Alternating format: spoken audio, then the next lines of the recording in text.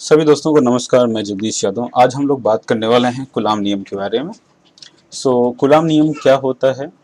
ये बेसिकली दो बिंदु आवेश Q1 एवं Q2 जो एक दूसरे से r दूरी पर विस्थापित हैं, उनके मध्य लगने वाले वैद्युत बल, आकर्षण या प्रतिकर्षण बल, वैद्युत बल जो कि आकर्षण होगा या तो प्रतिकर्षण बल होगा, को ही हम कूलाम नियम कहते हैं। तो देखिए दोस्तों, अगर हमारे पास दो चार्ज हैं, एक चार्ज आपका Q1 है और दूसरा चार्ज Q2 है। लेट यहाँ पे हम इस जो ऑलरेडी यहाँ पे मेंशन किया हुआ है, तो सपोज हम एक चार्ज Q1 है हमारे पास में जो कि पिन पॉइंट A पर है, ये पॉइंट A पर है और ये पॉइंट B पर चार्ज Q2 है। इनके बीच में जो दूरी है वो दूरी R है, जो कि मैंने यहाँ पे मेंशन कर रखा है, दूरी R है। Q1 चार्ज की वजह से, जो कि पॉजिटिव या नेगेटिव कुछ भी हो सकता है, Q1 चार्ज की वजह से और Q2 चार्ज की वजह से आकर्षण बल कब लगेंगे? आकर्षण बल तब लगेगा जब दोनों अपोजिट चार्जेस होंगे। अगर ये आपके पास में सपोज ये पॉजिटिव है तो ये नेगेटिव होना चाहिए, ओके। और अगर ये नेगेटिव है तो ये चीज़ क्या होनी चाहिए? आपके पास में पॉजिटिव होना चाहिए।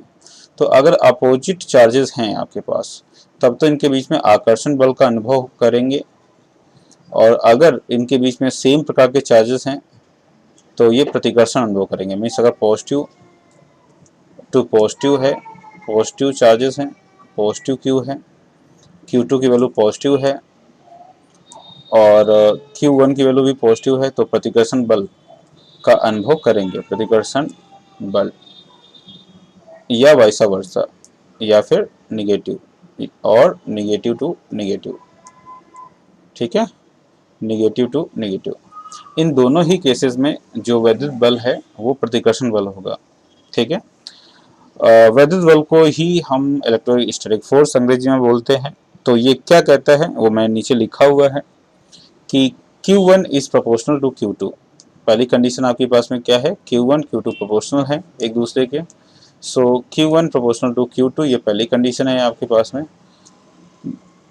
कि जो वैद्युत बल है, Q1 क्या चीज़ है? वो वैद्युत बल है। वैद्युत बल Q1 Q2 के गुणनफल के समानुपाती होता है। ठीक है, दूसरी जो कंडीशन है इसमें, ये चीज़ मैंने यहाँ पे मेंशन किया है। समानुपाती का मतलब ये होता है कि अगर आप x की वैल्यू को चेंज करेंगे तो y की वैल्यू भी चेंज होना चाहिए। तो ये समानुपाती संबंध है, समानुपाती संबंध है ना। तो अगर आपको समानुपाती नहीं पता था तो मैंने यहाँ पे बता दिया है, ओके। दूसरा आपके पास में वैद्युत बल जो होता है ये 1/r² के व्युत्क्रमानुपाती होता है। 1/r² जो है वो व्युत्क्रमानुपाती संबंध है। तो अगर मैं इक्वेशन नंबर, ये दोनों इक्वेशंस को मैं यूज करूंगा, so from equation 1 and 2, so we can say from equation 1 and 2, 1 and 2, मैं दोनों इक्वेशन का उपयोग अगर करता हूँ तो मेरे पास ये फॉर्मूला बन जाता है। क्या बन जाता है कि F is proportional to Q1 Q2 upon R²। जब हम इस प्रोपोर्शनलिटी साइन को हटाएंगे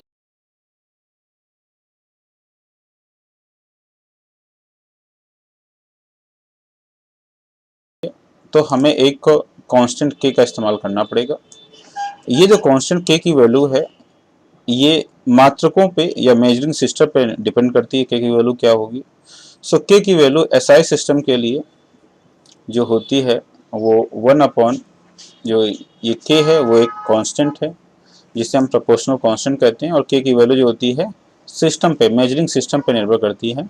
K की वैल्यू 1/4πε0 या फिर 9 × 10⁹ 9 × 10⁹ ये वैल्यू होती है SI सिस्टम में, जहाँ पे ε0 जो है वो बेसिकली जिसकी वैल्यू 8.85 × 10⁻12 कूलाम स्क्वायर पर न्यूटन इंटू मीटर स्क्वायर होती है, जिसे निर्वात की विद्युतशीलता कहते हैं। ठीक है, इसमें आप इसको सॉल्व करेंगे तो K की वैल्यू जो है आपकी 9 × 10⁹ आएगी। लेकिन अगर मैं इन सिस्टम्स की बात करता हूँ, CGS और FKS की, तो यहाँ पे K की वैल्यू 1 होती है। ठीक है, और अगर मैं अन्य माध्यमों में बात करता हूँ, अन्य माध्यम के केस में बात करता हूँ, माध्यमों में K की वैल्यू 1/kr होती है। ठीक है, सो दोस्तों के की वैल्यू आपको पता चल गई। तो के की वैल्यू जैसे आप इसको पुट करोगे तो ये आपका फॉर्मूला हो जाएगा 1/4πε0 Q1 Q2 upon R square, ठीक है। और या फिर इस पूरे सिस्टम की जो वैल्यू होती है वो पूरे सिस्टम की वैल्यू होती है आपकी 9 × 10⁹ ओके। तो ये वैल्यू हम रख सकते हैं। तो ये हमारा नया फॉर्मूला बन जाएगा जो कि बेसिकली न्यूमेरिक प्रॉब्लम को सॉल्व करने में इस्तेमाल किया जाएगा, ठीक है। सो ये हमारा जो फोर्स है वैद्युत बल वो 9 × 10⁹ Q1 Q2 upon R square Newton है। ये फोर्स जो बेसिकली है ये निर्वात के लिए है। किसके लिए है? फॉर वैक्यूम और एयर, फॉर वैक्यूम और एयर के लिए इस फॉर्मूले का हम इस्तेमाल करेंगे। अगर हमारे जो मीडियम है, दो आवेशों के बीच में मीडियम जो है मध्य वैक्यूम या एयर है, तो मीन्स दोनों के बीच में अगर एयर है, दोनों के बीच में क्या है? एयर है, तो या फिर वैक्यूम है, तो उस केस में इस फॉर्मूले का इस्तेमाल करेंगे। अन्य माध्यम अगर होते हैं, अगर मैं अन्य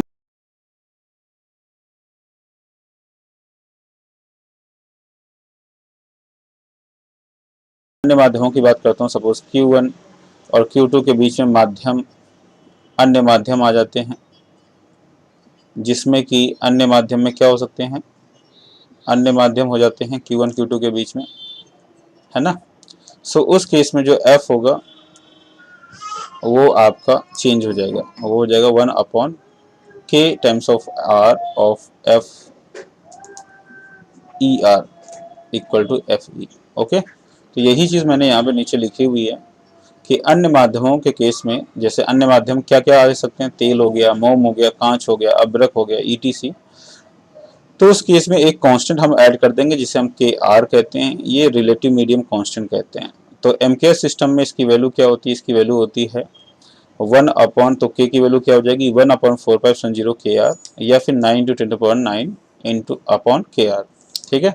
इस वैल्यू को अगर आप फॉर्मूले में रख देंगे, वैद्युत बल के फॉर्मूले में रख देंगे, वैद्युत बल के फॉर्मूले में रखेंगे, तो वैद्युत बल के केस में ये फॉर्मूला हो जाएगा 1/4πε0 okay Q1 Q2 into Q1 Q2 upon R square, या फिर 9 × 10⁹ upon K R Q1 Q2 upon R square, okay. जहाँ पर Q1 Q2 दो आवेश हैं, R मध्य दूरी है, और के आर इन दो आवेशों के मध्य रखा गया परावैद्युतांक है, ओके।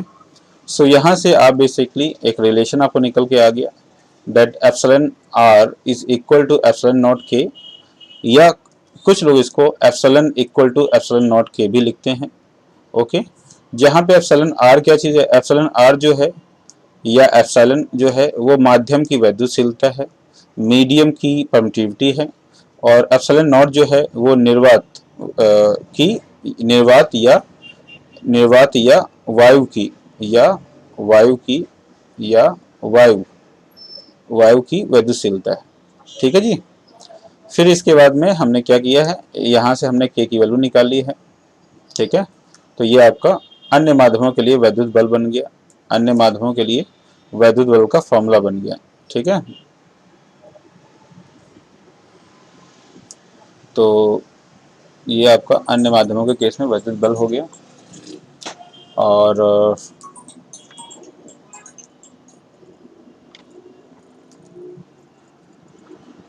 तो यहाँ से हमारे पास में के की वैल्यू आ गई। सो के की वैल्यू आपके पास में क्या है? के की वैल्यू हो जाएगी आपकी E epsilon upon epsilon naught, this is basically epsilon, this is epsilon naught. तो एप्सिलॉन नॉट क्या है? बेसिकली निर्वात या वायु की वैद्युतशीलता है, वायु की वैद्युतशीलता है, ओके।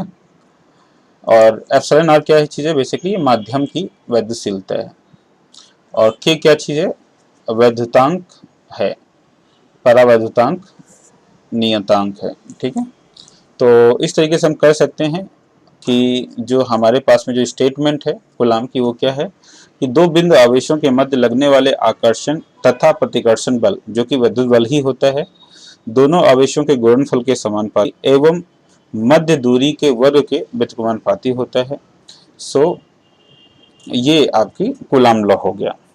कभी कभी क्या करते हैं, कूलाम नियम की डेफिनेशन या परिभाषा पूछते हैं आपसे, सो आप कूलाम के नियम से निकाल सकते हैं। सो कूलाम का नियम जैसा कि आप जानते हैं, F इक्वल टू, मैंने यहाँ पे लिखा हुआ है, ये कूलाम का नियम है। ओके, सो इस कूलाम के नियम में हमें क्या करना है, हमें कूलाम के नियम में, तो ये आपका कूलाम का नियम है। ओके, तो इस कूलाम के नियम में आप Q1 और Q2 को बराबर कर दें और कर दें आप 1 कूलाम के बराबर। आप इनकी वैल्यू क्या कर दें, 1 कूलाम कर दें, ठीक है।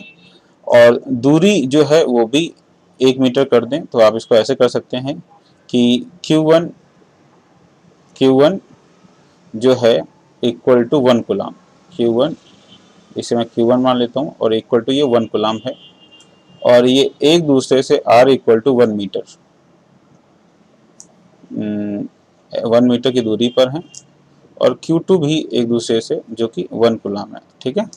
तो इनके बीच में आकर्षण या प्रतिकर्षण बल का जो अनुभव होगा वो क्या होगा, तो इस केस में जो बल लगेगा वो 9 इंटू 10⁹ का प्रतिकर्षण लगेगा। क्या लगेगा, प्रतिकर्षण, ठीक है।